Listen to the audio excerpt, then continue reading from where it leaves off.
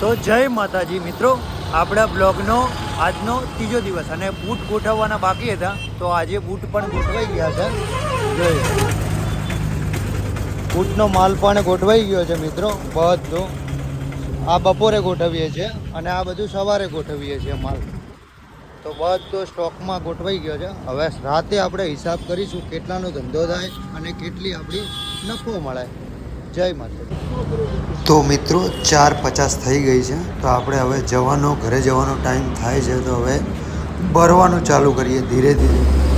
હા, અંધારું થઈ ગયું છે, જો કે થોડા ઘણો માલ બાકી છે ભરવાની તૈયારી ચાલુ જ છે. ભરાઈ ગયો બધો માલ. હવે આપણે ઘરે નીકળવાની તૈયારી. આપણા ઘરે આવી ગયા છીએ આપણે.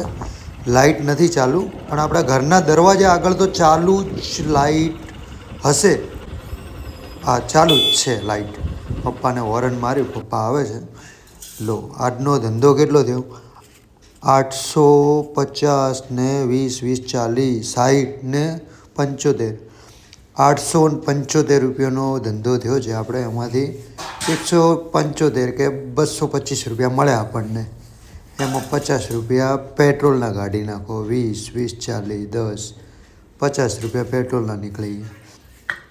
પછી જમવા બેઠો. મમ્મીએ ઢોકળી ભાત બનાવ્યા હતા, મસ્ત જમી લીધું.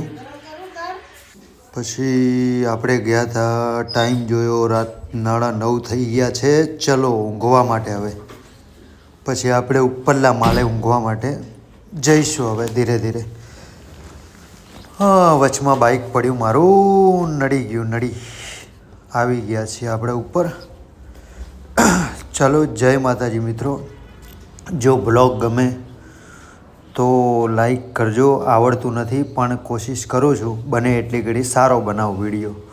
જય માતાજી. આ આપણું એનર્જી ડ્રિંક.